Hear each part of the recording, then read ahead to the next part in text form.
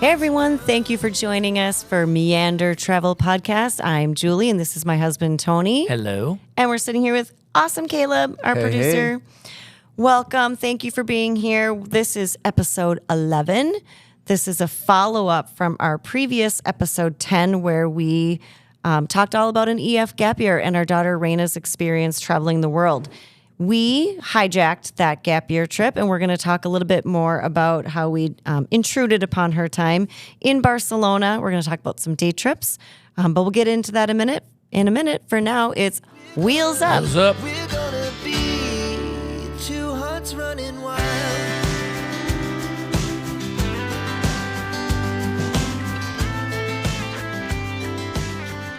All right, Tony. So I feel a little bit bad that we sent our daughter off on this wonderful gap year. She left in September, and in October, we were like, hi, we're here. In Barcelona to visit for a week, and we want all your time. 9 days. 9 days. So she's like, really? I just had you at home, and now I'm barely on my trip, and you're already coming to take all my time. I mean, think about it. If you sent your kid to college, you wouldn't show up at their college dorm and say, hey, we're going to hang out here for about 9 days. Can you come hang out with us? They want to be hanging out with their friends, doing all the fun stuff. And the last thing they want to see is their parents. That's why they took the gap year. Oh, my gosh. It's kind of funny. I mean, in some ways, I feel a little bit bad about it. But in other ways, it was super fun. And she really did enjoy when we took her friends out for, like, cocktails and paid for dinner. It was magical. It was magical because we got to do some cool things that probably we'll never do. And we did some unique things that we'll talk about in this episode that most people are going to be like, why would you do that? That's just weird. That's true. But it was quirky, and we like quirky. So we also did some very common things that everybody does when you do that. And you have to. Yep. Yeah, exactly. Let's start off with traveling there because we're going to talk real. We're going to talk about mishaps. We booked a trip that had a flight. We thought it was great flights. We were going to fly over to the East Coast and then get on another plane and go right into Barcelona. Well, that did not happen. Our flight got canceled, and we were in the airport, and we had canceled.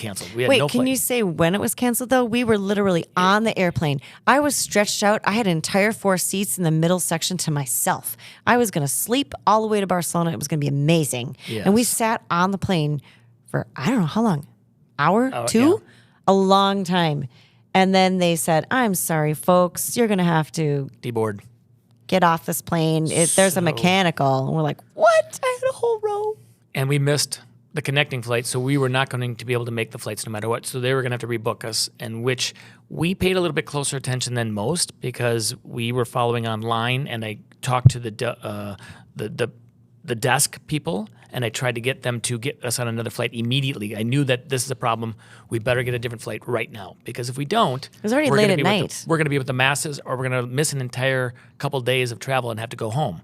So we got on a plane and we sprinted through that airport to get onto the plane, and we were the last ones to get on. And we made another connecting flight. Wasn't as convenient, but we lost about 20 hours of our trip. Is basically the equivalent of what we were going to lose. But in doing so, a key thing that people got to realize is that when you book a trip with one company, I'm not going to name airlines, but if you book it with one airline and then you go and you get on another partnering airline for another part of that flight, whoever you booked your flight with, it is important because that's who any kind of claims or problems you have to go through. And because if you go back to the people on the second flight and you had a problem with the second flight, they say, nope, that's not our flight, that's the first flight. And they kind of pass it back and forth so that nobody has any blame. And that's just not right. So we had that happen to us. Our bags did not make it to Barcelona. We did. When we checked in at that second flight, the guy at the front desk said, oh, and by the way, you will not have your suitcases. But we thought for, 5-6 hours, they'll come to our hotel like they do at other times. Like, you have lost bags. They'll find your hotel. They know where you're going to stay, and you're going to, they're going to bring your bags. Funny thing is, one of the people that were on our flight that did not get their bags as well was they're working for Jason Momoa's rock climbing adventure in the Pyrenees. And she goes, I need my bags. I'm a producer, and I'm going to be on this trip with Jason Momoa, and we're doing all this cool stuff. They were on the go every day from one mountain to a different, and nobody was ever going to be able to bring. She wasn't going to get her bags for 3 or 4 weeks. So I don't think she probably did, unless they drove to an airport to get them. I don't even know how that works because you have to stand in line at the airport when you get off the flight and you hopefully look at the carousel thinking just maybe they made it.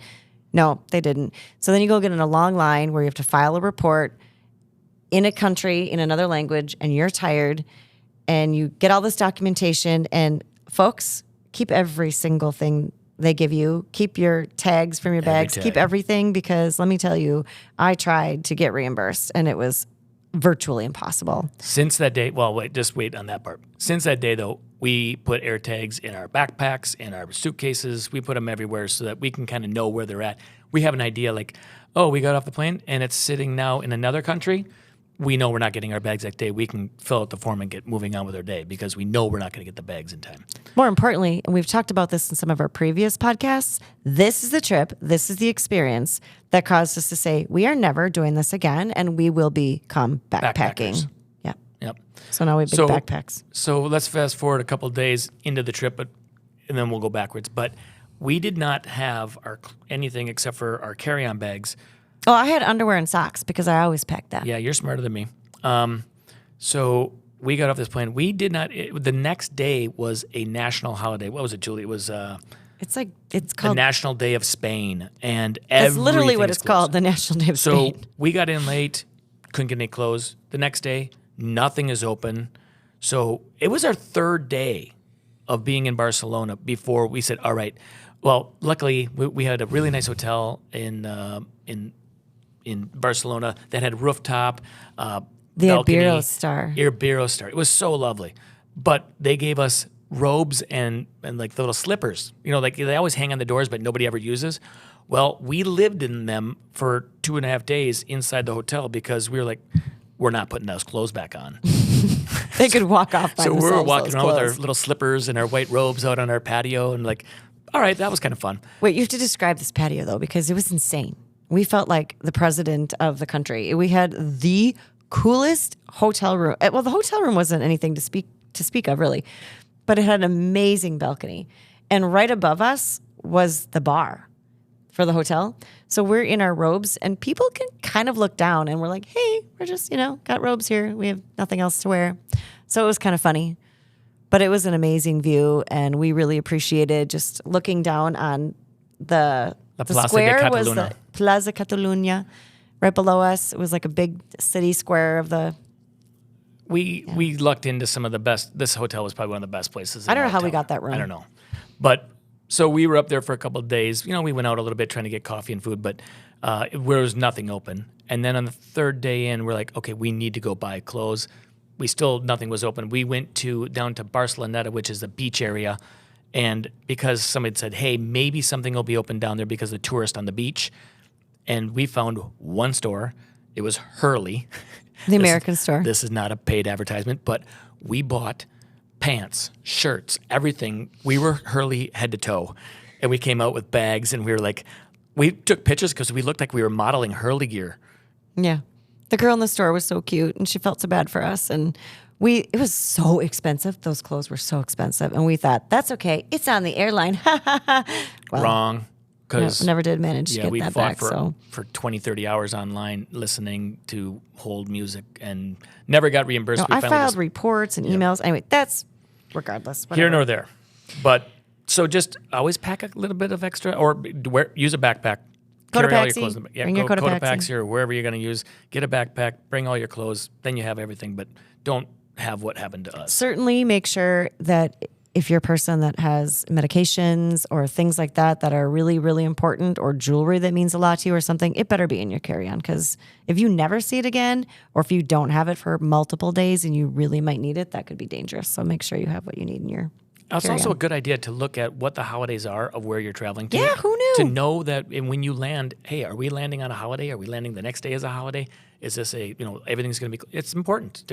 It's Our a little bit of a trick. hotel said because it was the National Day of Spain, it was such an important holiday. He says it's important that nobody works. And I guess that includes the delivery people at the airport for the bags. So that's why they're like, nope, they're not working either. It's a day of rest We and couldn't even go to the celebration. airport and get the bag if it was there. So it was challenging, but So it's a memory. One of the things we did try to do, though, right away is go find coffee because we love European coffee. Well, the coffee scene in Barcelona is not what we thought it was going to be. We hadn't even, gotten to do much in the town at all yet at this point. But like, we did find some coffee. One good place, unfortunately, the name was weird, was like Satan's Corner or Satan's. It was what was it? It was Satan's Corner, Coffee Corner. Good coffee. Unfortunate name, but it was fun. Interesting. Yeah. Hey, we look for coffee first thing we do when we get to any country. We want to find good coffee. I always look up the best coffee, and there wasn't a lot. I don't know. I feel like we just don't give Spain enough credit, and maybe we just didn't find the right places or something. And True. next time we need to do a better job because I feel like the whole country can't have a coffee problem. But Well, they have great food. we just had now it's a reason to go back. True. But we met up with our daughter right away in the first day, and she didn't give us a lot of time that we wanted, but we said we would get together with her, and we did some of the touristy things.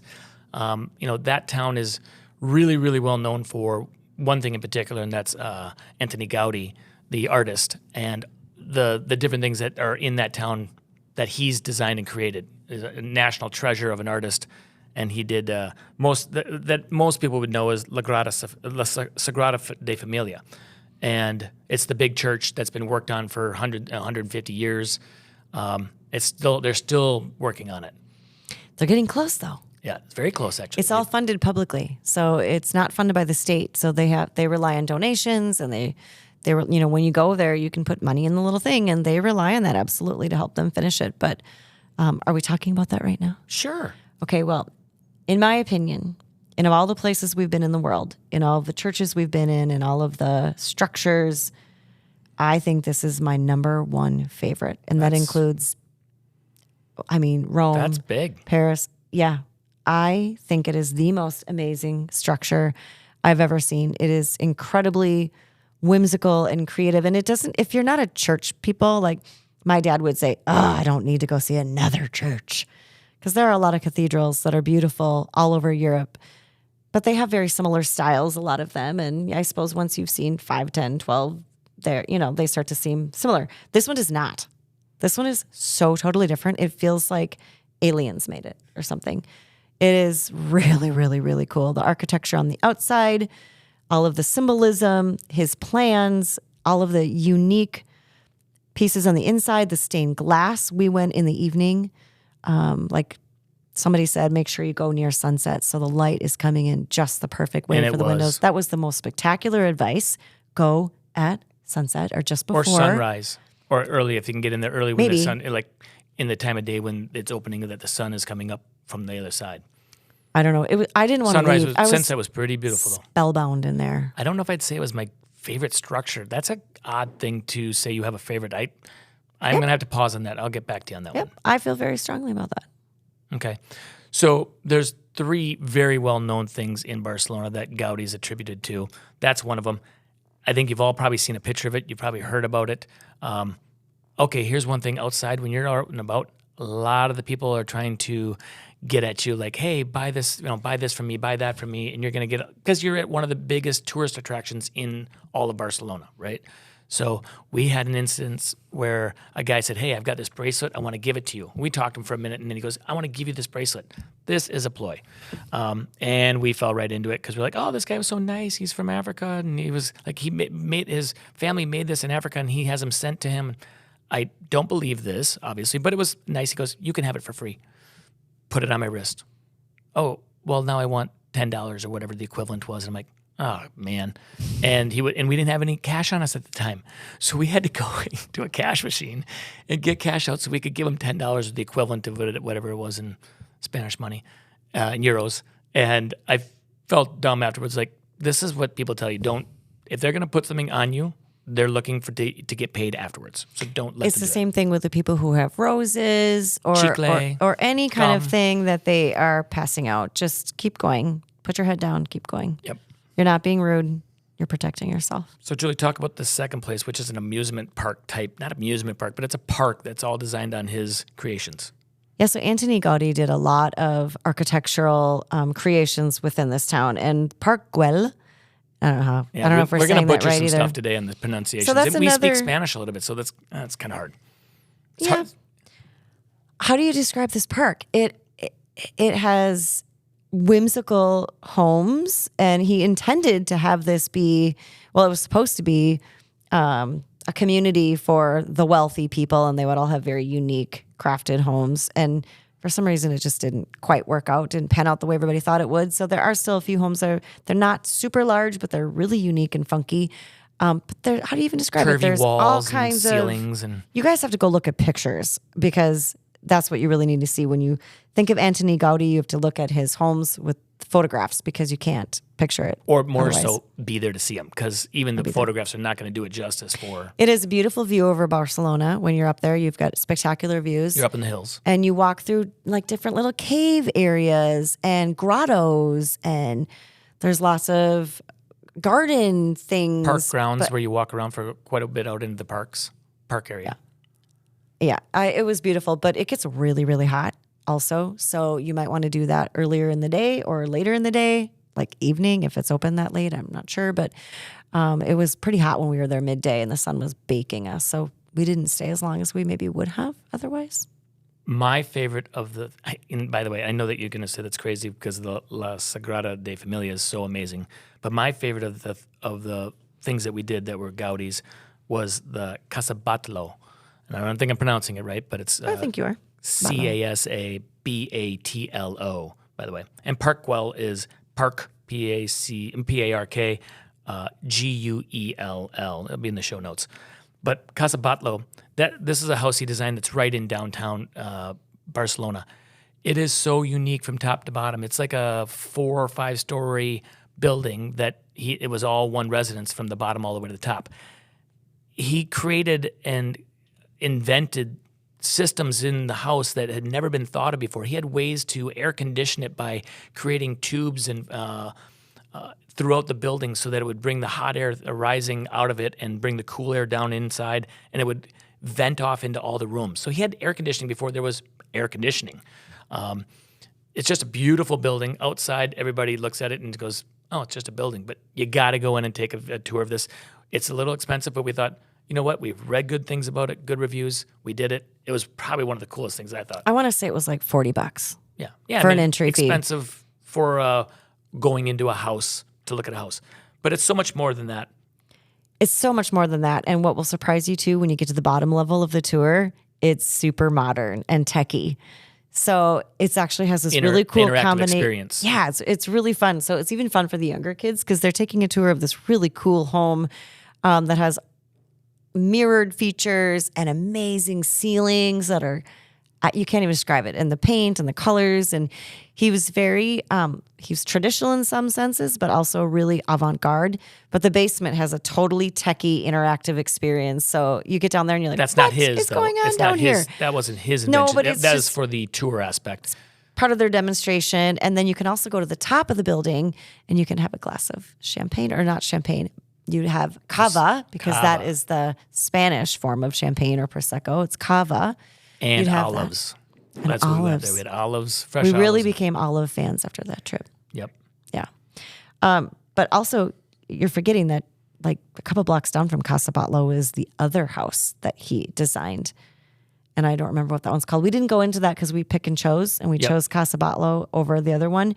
I think the other one would be really fantastic as well. But if you could only do one, I think this is, Then I think we is a went to good the right one.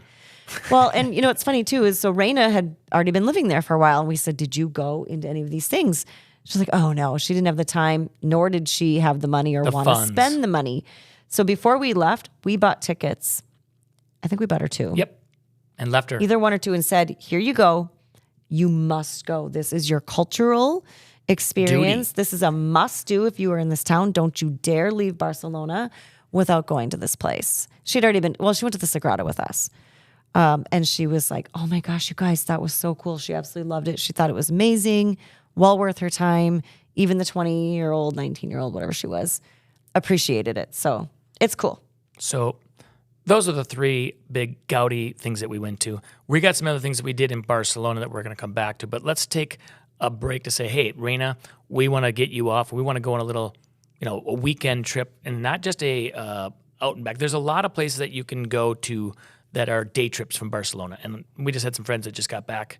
Patrick and his family did, and we gave them recommendations to go to Montserrat, which is referred to as Montserrat, but it's Santa Maria de Montserrat Abbey. And this is a famous abbey it's like an hour drive, I think a little bit more than that, maybe outside of Barcelona. And you can take tour buses out there and back, but we decided to take it on our way up to other destinations. But that was our first stop, and we had a rental car, which was awesome. It's fun to rent a car in Europe. I love driving in Europe. But we drove up there and drove right up to the Abbey. Well, first of all, you like driving rental cars, but how do you like the roundabouts? Oh, my God. Okay, so getting out of Barcelona, there's one roundabout. I think it's 8 lanes wide. And somehow you're supposed to go in and kind of merge in a little bit, and then when it's your time, huge circle. Get to the other side, you merge back out, and you get out. Well, I got merged in and in and in and in, and all of a sudden I was on the inner ring. I don't even know why there's an inner ring and why it's 8 wide, because you can never get out from there. And there's all these buses. I don't think it was 8 wide, but it was 6 minimum. But a bus came, and I was like, now I got a bus on my side, and the only way I can go is right. I couldn't get out. I think I went around it like 3 or 4 times before we finally got out to the outside edge. And Ren and I were laughing. Yes. We're like, this is super funny. We are just going around this roundabout again and again. It was here we go again. It was like European Vacation, if you ever saw that with, the vacation movies. It's a true thing. You got to plan ahead, and you got to really kind of know where you're going. Which exit do you need off the roundabout? And I'm if you're not thinking about it. I'm a Minnesotan. So when we're courteous drivers, they're going to go, they're going to cut you off, they're going to get that spot. They don't care. So it was funny. I needed to be more aggressive. So anyway, we drove the 48 kilometers up to Montserrat, which is beautiful. That was a very specific number. Seriously, you just I had it written down. Yeah. But it takes like about an hour plus because of the windy roads, traffic, and different things. But if you didn't want to take a car, they do have, and I don't think we've mentioned this yet on a podcast.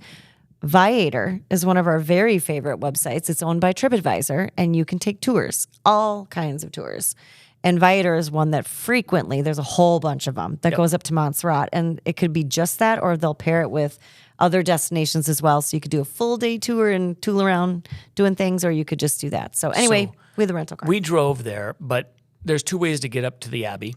And one is when you park down below in the valley below, and then you can take a tram that takes you airborne up in the air, up to the Abbey, and it lands right at the Abbey. The other way is to drive all the way around the backside of the mountain and up, and then you drive right to the Abbey. That's what we did because we had the car. We kind of wanted to do the other one just for the sake of doing it, but it was time-consuming, and we wanted to be able to have our car to leave because we were going to the north afterwards and not going back to the south, which is where that part of it was. But we drove up there. The things to do there, there's a funicular that goes up to the side of the mountain, which is a inclined train, and we took that up, and then we went for like a 2-hour plus hike that takes you all the way out along the mountaintops, and it brings you out to this huge peak, which has this gorgeous overview of all of the mountain area of this area. It's a beautiful hike. It was a little chilly that day. It was misty and a little windy. Cloudy and very windy. So our hair was like all over the place. Straight sideways. And it did affect our view a little bit. We couldn't see as far because it was kind of cloudy and misty in some spots. But also at the Montserrat Abbey itself, it's a monastery, and it's been there since 1025. I mean, that is really, really, really, really old. It's a Benedictine abbey and a monastery. There's still about 80 monks that are there today, and they actually have some artwork that we didn't go see because we had Raina, and she just was like, I don't want to do this, blah, blah, blah, a typical teenager, and she wanted to move on and do other things.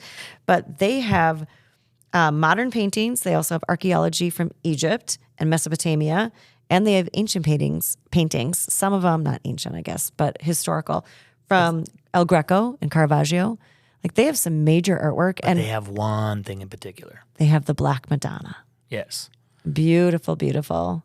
And you have to get in a line that could be an hour long or it could be 15 minutes, but you're going to be in a line no matter what. It was very beautiful. It was worth it. And it's something that's unique and you don't see. There's a lot of things to see as you go up. The Black Madonna is a wood statue carved Madonna. It's black, but it's wood, and they say that it was carved in Jerusalem at the beginning of the religion of Christianity. That's how old it is. And it's made its way to this abbey, and it's pretty important as a destination for people to travel to go see it. But everybody waits People in line do for it. pilgrimages. Just to go see this abbey and to see this Black Madonna. It's cool. But the walking along in the path, there's a ton of things to see as well. So you're not just standing in a line with brick walls. You're looking at beautiful artwork. And Oh, yeah. They take you through the whole church as Yep. you go, and you're seeing beautiful things. Yeah, it was nice. Raina didn't do that either. yeah, she sat outside Loser. making videos or looking on her phone. I don't even know. But this was the beginning of her trip.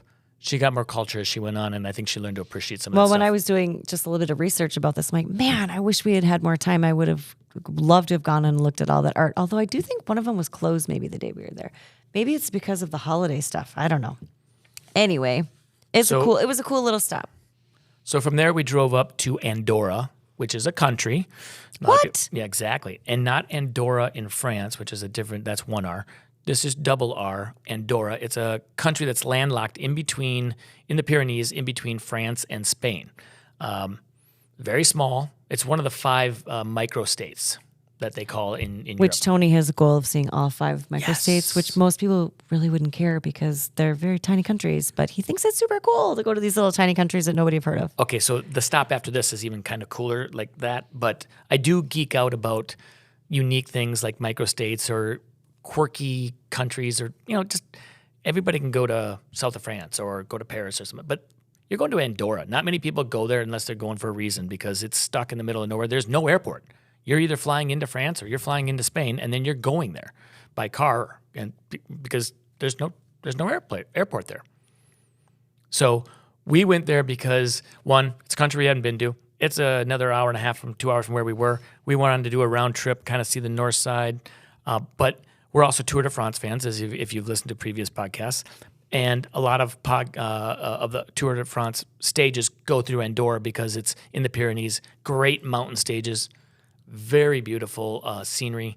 And we followed the trail of some of the famous races there up to the top of the peaks. And then we looked at... Well, it had just been there. Yes. The Tour de France had just been there before we were there that summer. And some of the chalk drawings and the paint drawings on the road for the racers were still there, which was really neat. Mm-hmm. Yeah, like Not go the chalk, go but the paint, Tade and stuff like that. Ones, yeah, the paint ones that were permanently painted on the road. We had to get out and stop in the middle of the road and just hope that nobody was coming down the curvy road as we got out and took a picture with the stuff on the But highway. we weren't alone. There was other people doing the same thing. Yeah, which was kind of cool. neat. I know. And Raina again is like, oh, you guys are so annoying. Yeah, we're dorks. True. But we stayed a night in Andorra. In the capital is Andorra as well. It's Andorra. It's Andorra Vella. Vella, yeah. And that town, I thought it looked like kind of like Vail. It's basically Andorra is a ski town. They're much more a winter destination, super, super popular tourist destination for skiing and for winter sports.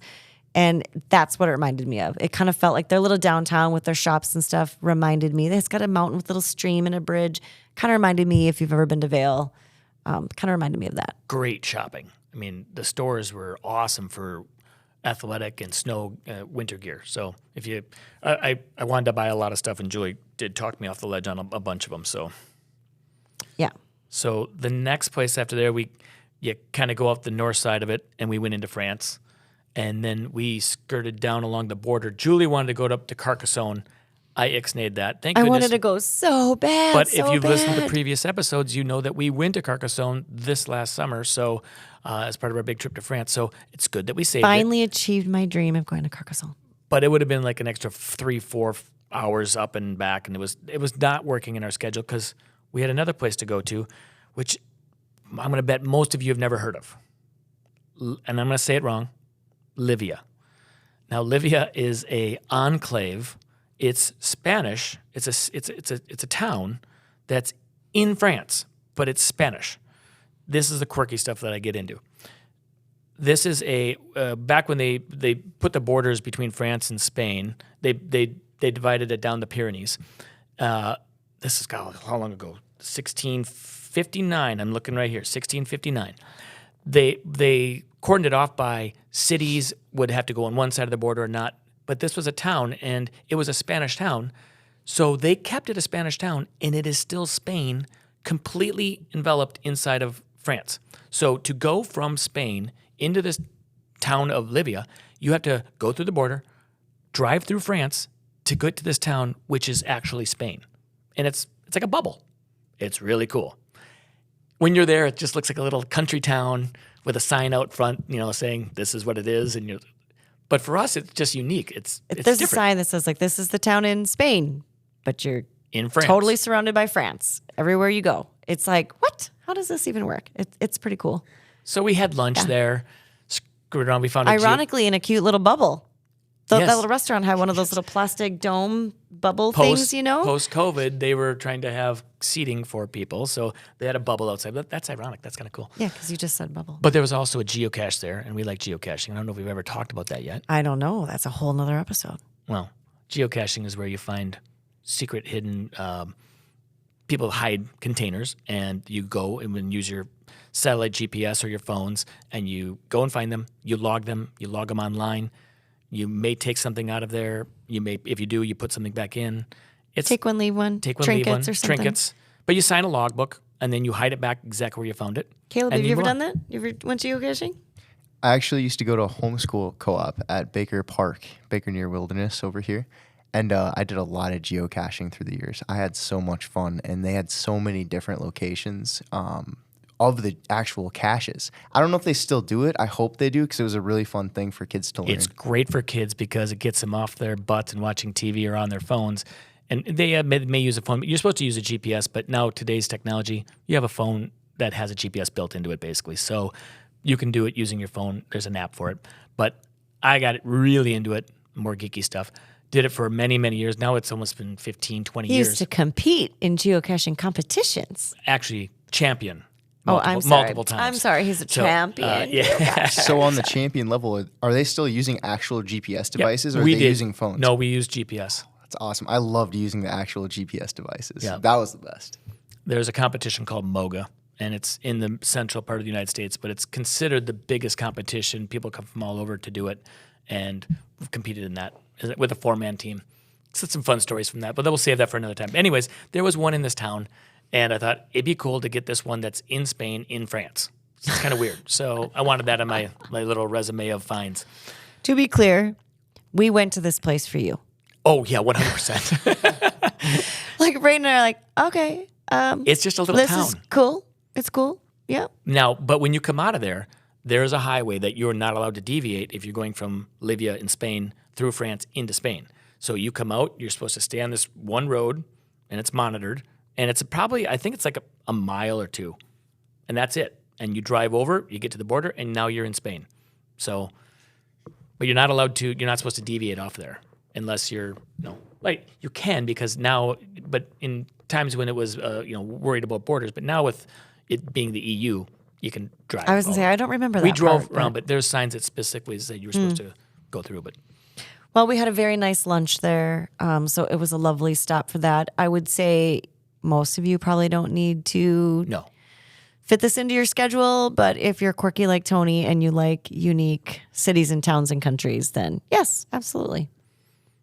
And that brought us down back into the north side of Spain, where we had so many places that we wanted to go see, but one of them was Girona. And Julie, why don't you tell the story about our experience in Girona? Well, I wanted to go to this town so much. It's just this beautiful medieval town, and it's got lovely architecture in the castle. And so we did spend a good part of the day there. We were going to spend the evening there, stay overnight, and then bring Raina back to Barcelona the next day. But by this time in the trip, she was just getting really, really antsy. She was getting constant texts from her friends in Barcelona. What are you doing? Where are you? How long are you going to be with your parents? We only had her for like a day and a half or whatever.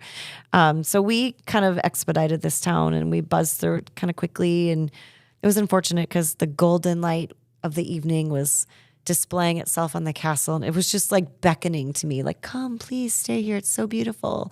And then you just wanted to walk around the town at night with the little shops. And it was so cute. And Raina was such a pill. So sorry, Raina, if you're listening to this, but she wanted to go do what she wanted to do, and I get it. So we did go back to Barcelona, but that town, we need to go back.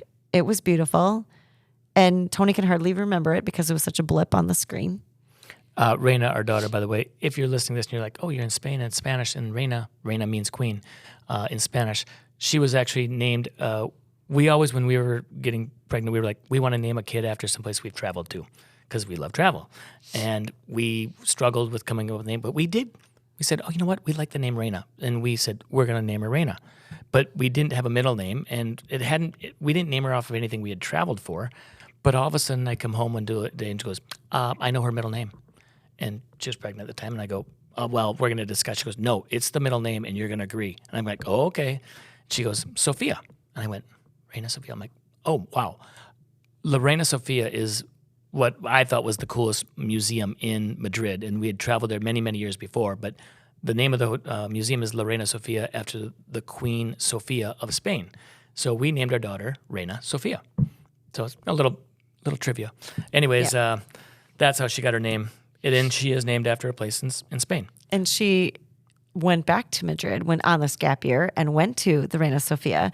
And she took a tour there and told the tour guide, my name is Reina Sofia. He said, no, it's not. She goes, yes, it is.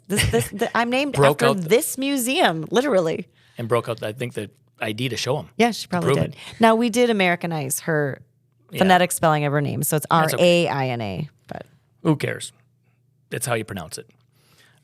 So then we left Girona a little early, but we did get to see it during the day.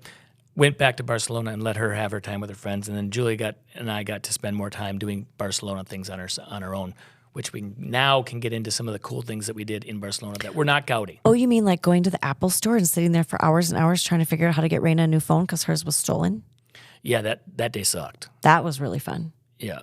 That's by the way, get the insurance. Get the insurance on your phones. Get the ones with full theft. You can do that with Apple Care Plus, I think, or whatever it is. Wait, now. Can I have an even better tip?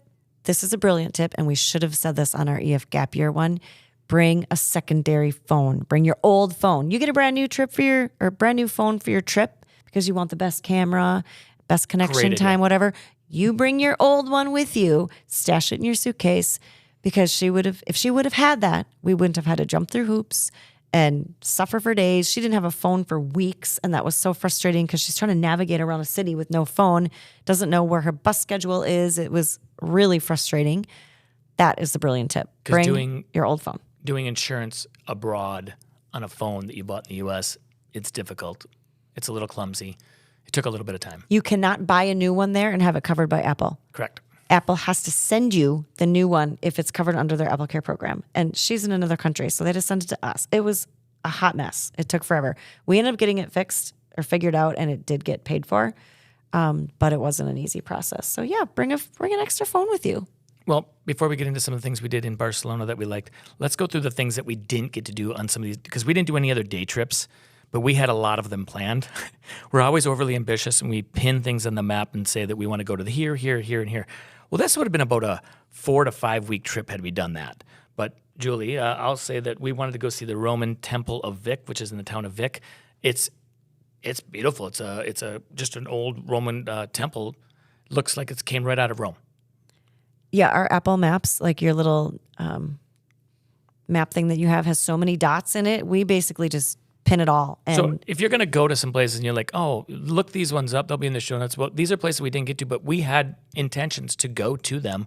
We just ran out of time, which always brings us back to going there again at some point. The Castile Saint Joan, which is up the coast towards France, cool little coastal town. Yeah. The Cathedral de Girona. Yep, which we did get to go to Girona, but there was so much more there. But that's the second biggest nave in a church next to the Basilica of St. Peter's. In St. Peter. So in Rome. So that's really a cool church. I'm going to butcher this. Julie, why don't you say the next one? I was going to say, let's just skip that one. Castellfollet de la Roca. But this is a medieval town that's on a cliff up in northern Spain by the Pyrenees. But it's this extended long cliff wall with all the houses right on the edge with a big, every view of every house looks out over this giant cliff over the valley. It's beautiful. We wanted to go there.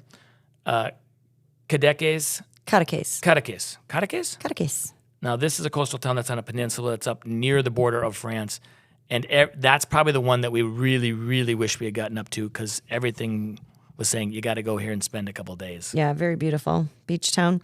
And the Tarragona Amphitheater, which is a Roman theater from the 2nd century. And if you've listened to any of our other podcasts, you know how much we like those kinds of things. That was big.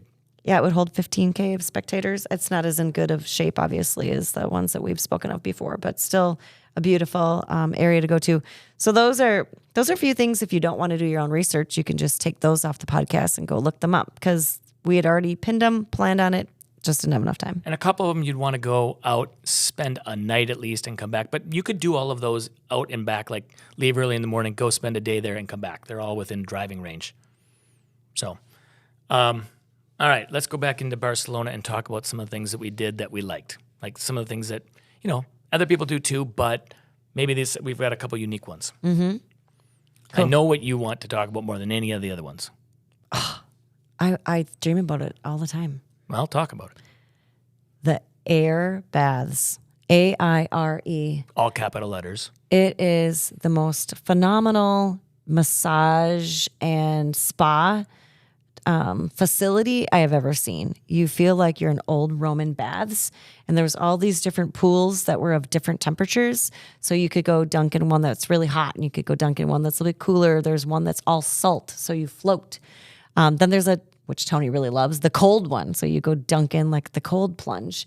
But they're all different temperatures. And down there, it's just all these brick walls. There's candles everywhere. So it's just flickering light. It's really quiet and peaceful, lanterns.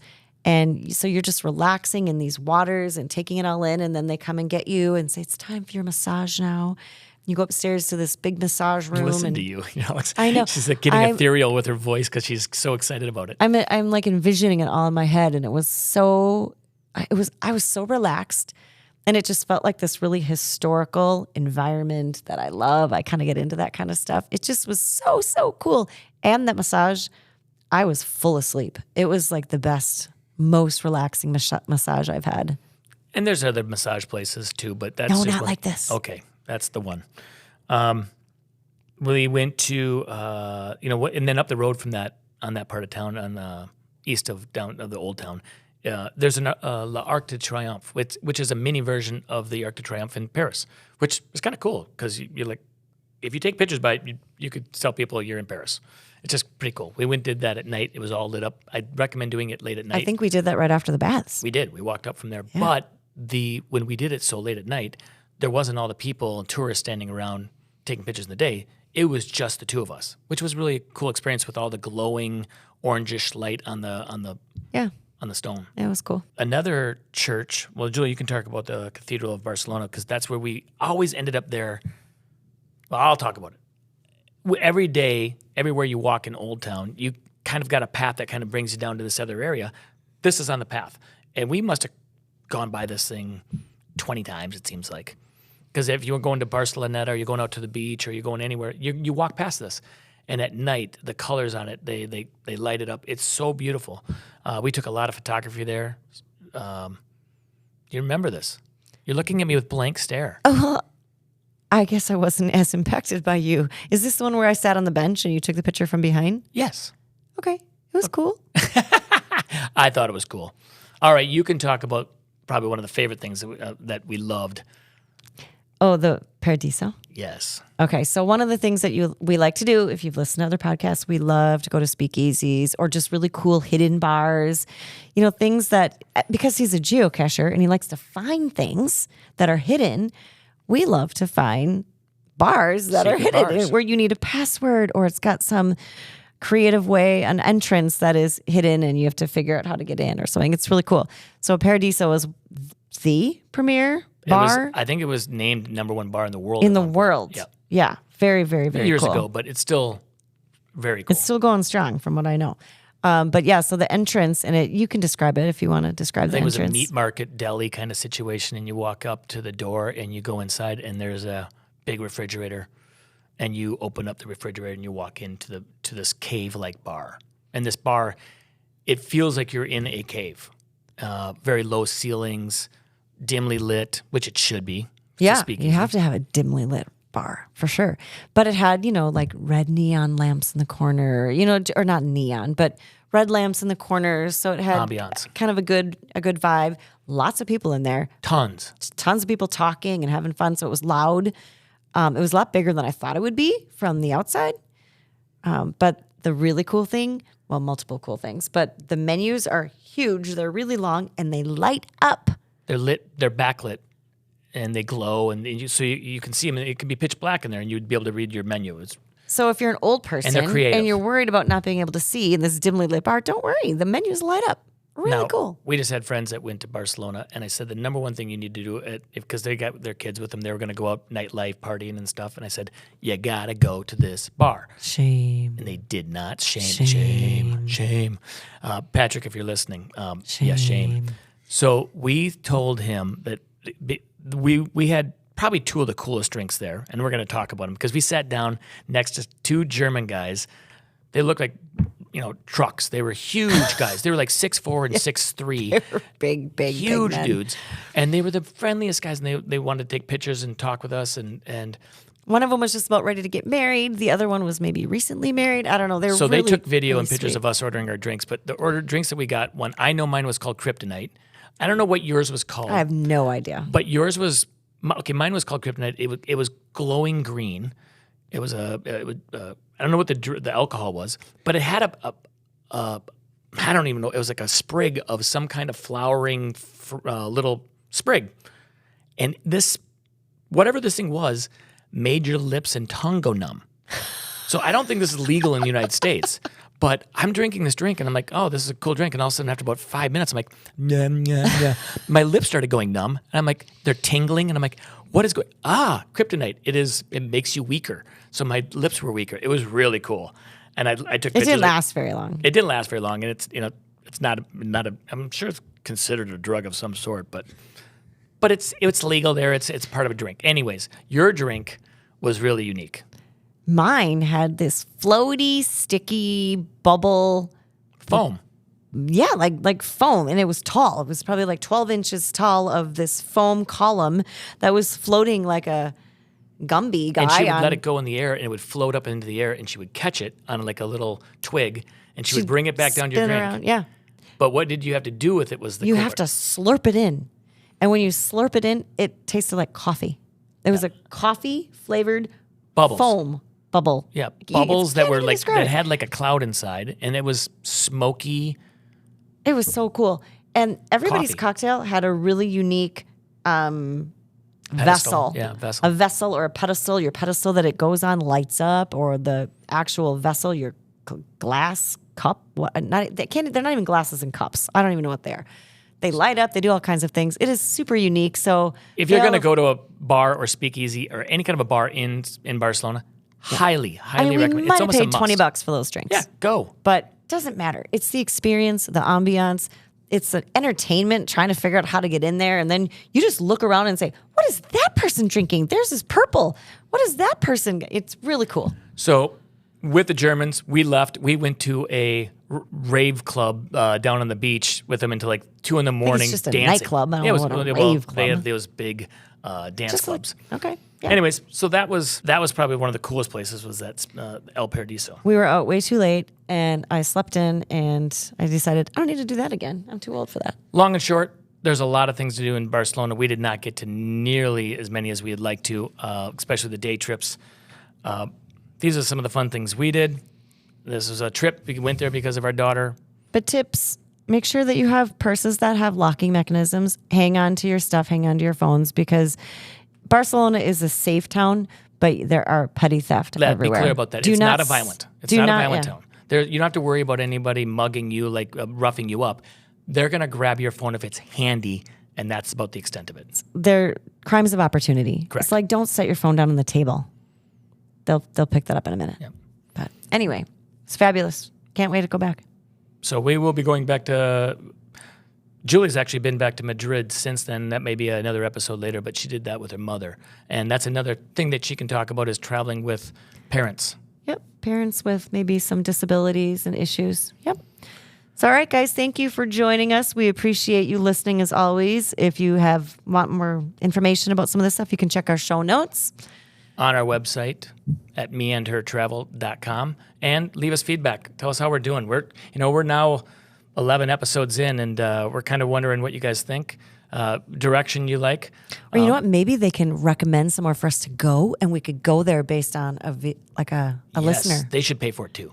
Okay, wait, maybe not. One last thing.